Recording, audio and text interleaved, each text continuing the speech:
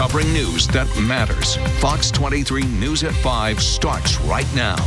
We begin at 5 as Tulsa police are now investigating a disturbing photo that surfaced on social media of juvenile probation officers at a Halloween party. Thanks so much for joining us. I'm Sarah Whaley. And I'm Shay Rozzi. That photo shows the state employees pointing guns and flashing gang signs. Fox 23's Devin Lyon is live with us in studio with what he's learned about this investigation so far.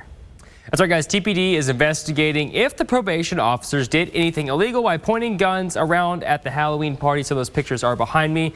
Whether they were real or not guns, whether they are real guns or not, there's also a question about ethical or policy violations, which could merit an internal investigation from the Juvenile Bureau, which operates out of the Family Center for Juvenile Justice in Tulsa.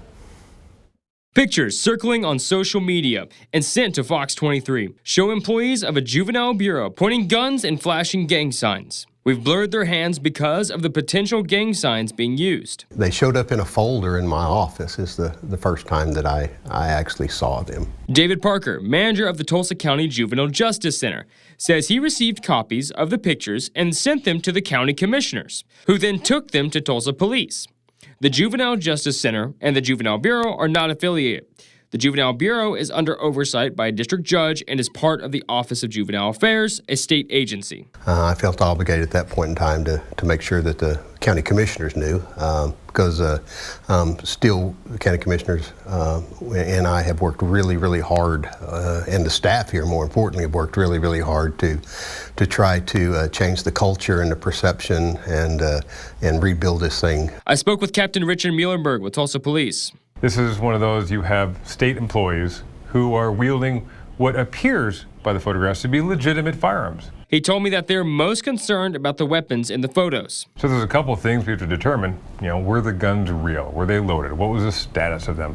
Are they allowed to have firearms in that particular location? Are these people allowed to have firearms? Everyone I talked to said the Juvenile Bureau started an investigation, but no one for the agency responded to me to verify that. Right now, the agency does not have a director overseeing the group in our area. Do we think that they're trying to do something illicit and horrible? Well, of course not.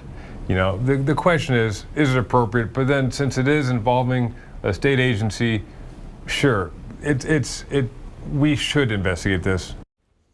The Public Defender's Office, who represents the kids who go through the Bureau, sent us this statement in part, quote, "It is extremely concerning that these employees were posing with and pointing actual firearms, flashing gang signs, and wearing clothing designed to imitate gang members. These probation officers are charged with working with young people in the community. The lack of judgment shown by these employees is astounding," end quote.